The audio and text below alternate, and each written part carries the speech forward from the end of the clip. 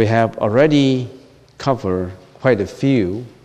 And last time I was giving a review, and today I would like to continue with the next stage. Next week I wouldn't be here. I would be in Hong Kong, giving a lecture on March 15 and 16. So I wouldn't be here next week. So I guess there's no rush for this 9 stages. We better go slowly and grasp the idea, grasp the main concept, instead of hastily going it through. Now, if you look at the summary, first of all, the personal instructions that you have heard and correctly apply the method for focusing on the object of attention. The first one is mental placement.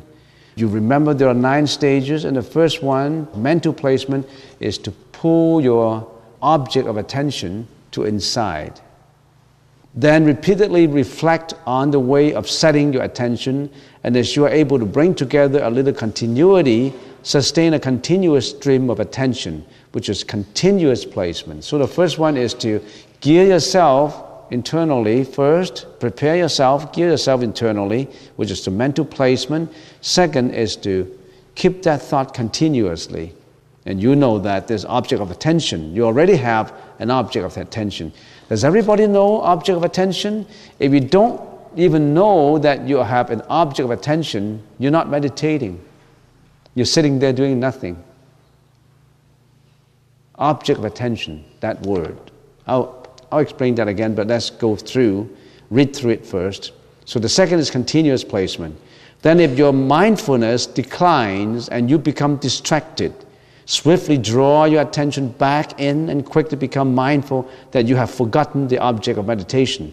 So that's a patch placement, which also means correcting placement, because you lose your object of your thought, your attention on the object of attention. You patch it up, you're correcting it all the time. So there's a patch placement or correcting placement. Then generate powerful mindfulness and bring forth the force of mindfulness that prevents distraction. That's close placement, which means that your thought goes away, you want to correct it, that's correcting placement. Then you correct it only after a long time. That wandering thought leads you away for a long time. Almost like immediately you lose your object of attention, you're being led away, you pull it back so that it's close to you. It should be very close to you. You don't lose any time. In other words, you don't wake up only half an hour later, or 20 minutes later, or 5 minutes later, or 2 minutes, or 1 second later. You're immediately almost very close. Next, by accomplishing forceful mindfulness and by seeing the faults of laxity, desultoriness, and so on, develop this vigilance to monitor your attention. That's taming. Taming has more to do with more subtle thoughts, subtle, desultory thoughts. I think I was up to that point, taming. Remember we talked about the object of attention? Everybody should have an object of attention. If you don't even know your object of attention, you don't know yourself. If you don't know that there are objects of attention, you don't even know yourself. What is this I? Let's do a little bit of review. What is this I? I am. This is Venerable Quan Chung, and there's Lee, and there's Brian, there's, whatever. What is this?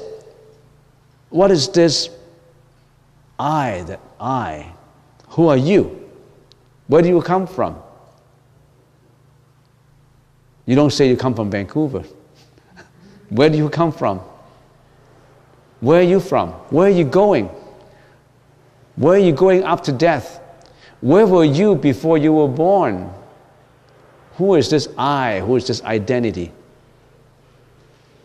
I, if I analyze myself, is made up of this body and mind, right? This body and mind. If I give an analogy of I'm an apartment. This body is an apartment, and my apartment has 6 doors in it. 6 doors. You got 6 doors. Do you know that your apartment has 6 doors?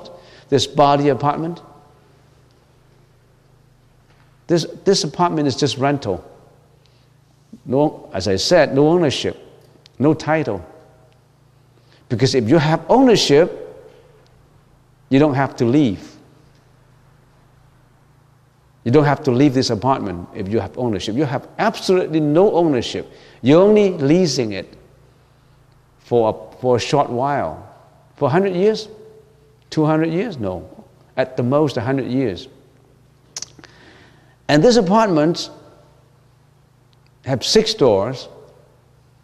What are these 6 doors? The 6 doors are eyes, ears, nose, tongue. What else? Body. And then the mind. The mind also has the door that open. There's 6 doors.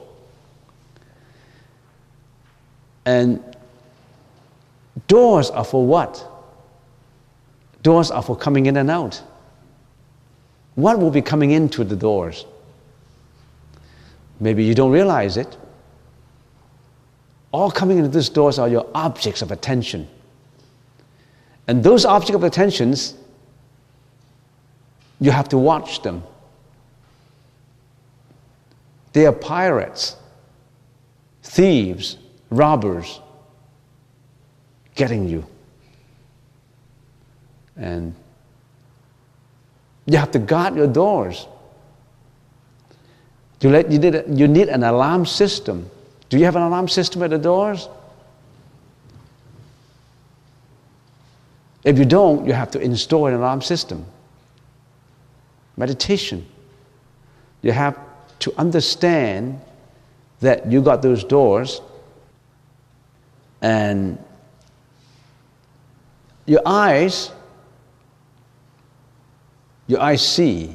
Your eyes see things. And every object, every form, every color, everything that you see enters the door. And if you're being influenced by those objects, by the way, what happened when you see something? When your senses, don't you know that you're made up of senses? Or you don't even know? Can you analyze yourself? The Buddhist teaching is not just blind faith. Chanting all the time and worshiping and kneeling down. No, it's nothing about that. It's about yourself, about your own consciousness. Because it's only if you want to be a saint, you have to understand yourself. You have to analyze yourself so that you can be a saint. So, all these objects of attention, your eyes, your nose, your ears, you have to watch them. And eyes, ears, nose, the tongue, the body, there are objects, the 6 organs: eyes, ears, nose, tongue, body, and mind, or the brain. Some people call it the brain. You can call it the brain if you want. So the six very important doors. And eyes, of course, corresponds to form. Ears corresponds to sound or interact with sound. Nose interact with smell, and tongue interact with taste. Body interact with touch, and the mind interacts with what? With the thoughts created in you. When eyes interact with form, we call that the visual consciousness arises. When I see you, my visual consciousness of you arises. When my ears listen to sound, the auditory consciousness arises. When the nose interacts with smell, the odor consciousness arises. When the tongue interacts with taste, the taste consciousness arises. When the body touch, the touch consciousness arises. When the brain thinks, interact with thoughts, interact with whatever comes up internally, then you have the mano consciousness, or people just simply call it the mind consciousness. These are the 6 consciousness. All these consciousness interact also with the seventh consciousness. That's the manas consciousness. That is the consciousness of the ego. Everybody maintains that ego. That's the troublemaker. Your ego. That's an ego. That's a manas consciousness. And then there's also all these things. When the body dies, you mean you don't exist anymore? Yes, you physically don't exist, but your energy still exists. Your consciousness, it all shrinks into the alaya consciousness, which is the eighth consciousness. That alaya consciousness is the storage consciousness, it's the banking consciousness that contains all the energy seats in it, good and bad and indifferent. And that energy, which is invisible, not audible, it is beyond comprehension. No scientific equipment can detect that alaya consciousness. That's the consciousness that reincarnates one life after another, one life after another. Carrying what? Carrying this energy. And what is this energy called? Do you remember what is this energy called? Karma. K-A-R-M-A. Karma. There's bad karma, there's good karma, there's indifferent karma.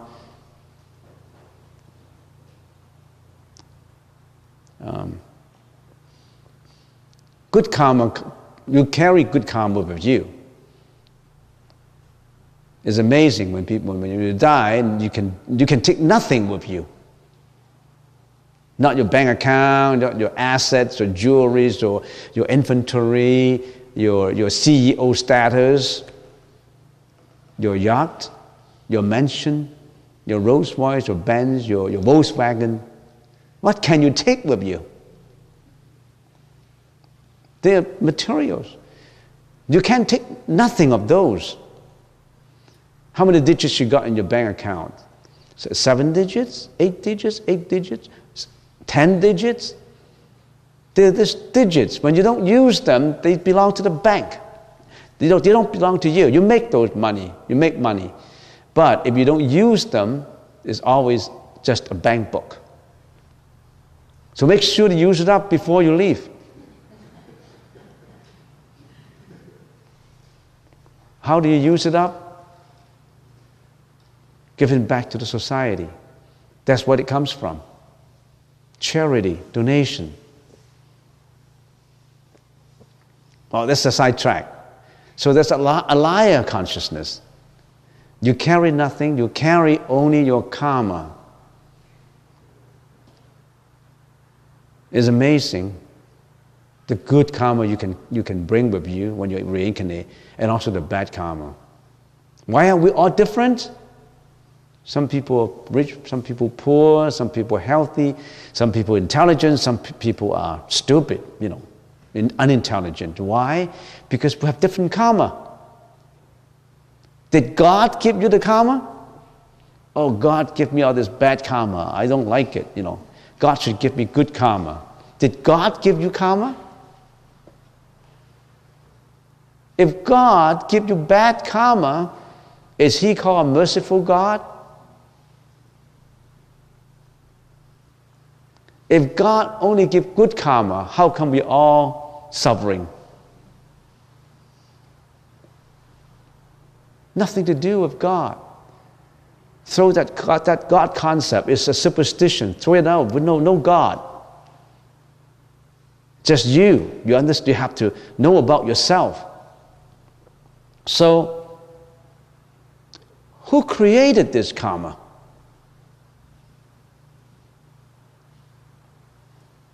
Not God, not your dad, not your mom. You yourself created this karma. Don't blame anybody. You better watch all these.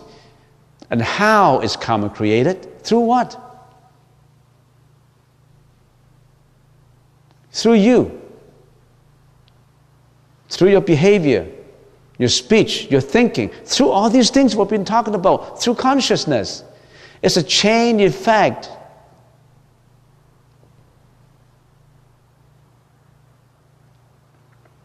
So I'm still talking on taming. Maybe when I touch the title, then the bell will go. And then we go to the dining room. But anyway, so we got these 8 consciousnesses. And do you want to know more about your own consciousness? This is about you, about me, about you. Do you want to understand more of you? Or you just care about your apartment, how it looks? You whitewash on the surface, you clean it on the surface, you just clean up your apartment, your material apartment, without cleaning up your spiritual apartment. Do you know that you have a spiritual inside of you that you should really clean up?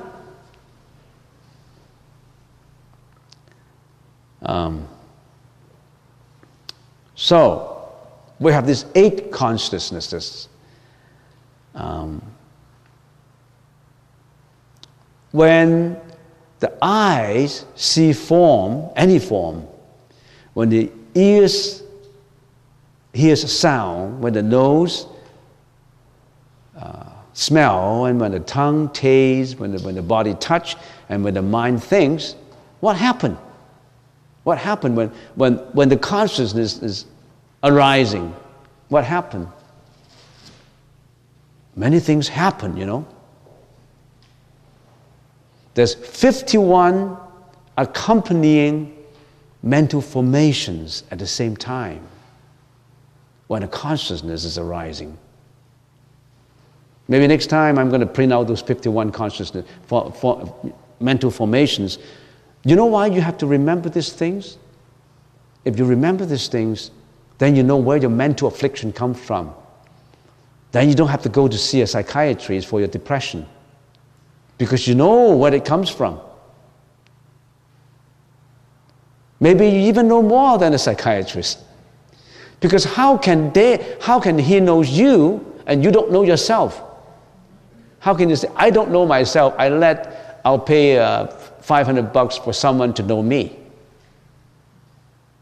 Would he be able to know you more, or you know yourself more?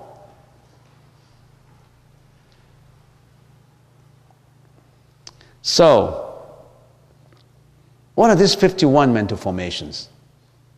No, maybe I just give you some information. I can't remember them all, but there's 51 when a consciousness is created. That is, remember there's 8 consciousnesses. So when it is created, at the same time, there's 5 general mental formations. The 5 general formations is, when that consciousness is created, of course, there's got to be attention, there's got to be contact, there's got to be perception, conceptualization, and volition at the same time. We call it general mental functions. Because why is it called general? If you take notes, you can take it down. The first one is very important. There's 5 general mental functions. Why are they called general? Because they apply to all the 8 consciousnesses. The first one is contact. When your eyes see, there's got to be contact of your eyes, your sensory organs, your visual function with the form. There's got to be contact.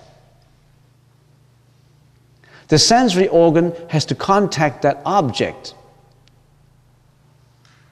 If someone has impaired vision, that means he has an impaired eye organ, then there's no contact. Because if you close your eyes, you think there's contact, you don't have contact. Only when you open your eyes, you have contact. So the general mental functions, the first requirement, the first one is contact.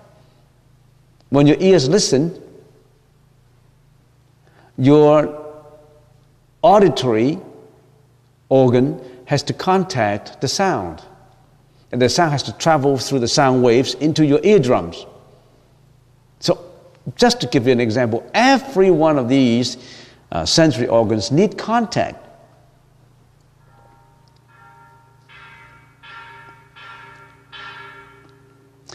And after contact,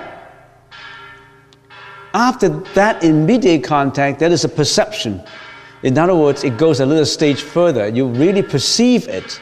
The sound is really received after the contact process. And when you receive that sound, then you also conceptualize it. What is that sound now, right now? The bell is going. My ears has contact, and then I perceive it because it comes close to my eardrums, and then I conceptualize it. Oh, this is the sound of a metal. You conceptualize it. And then you also, oh, this is the sound telling me to go for lunch. You conceptualize. When you conceptualize, you also remember. I've been told that's just the sound for lunch. In the process of conceptualization, there is analysis in it. But it is very superficial analysis. You don't analyze it more. You can. But if we analyze it more, we can't go for lunch. We'll be sitting in here. So I conceptualize it and analyze it, and you can't move. So after you conceptualize it, you have volition. What is volition? We better stop talking and go for lunch. We take action. So that's just the 5 general formations. There's still a lot more.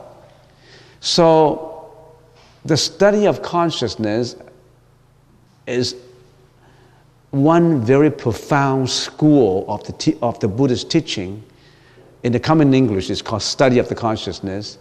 In the Sanskrit language, it's called Vajnanavada.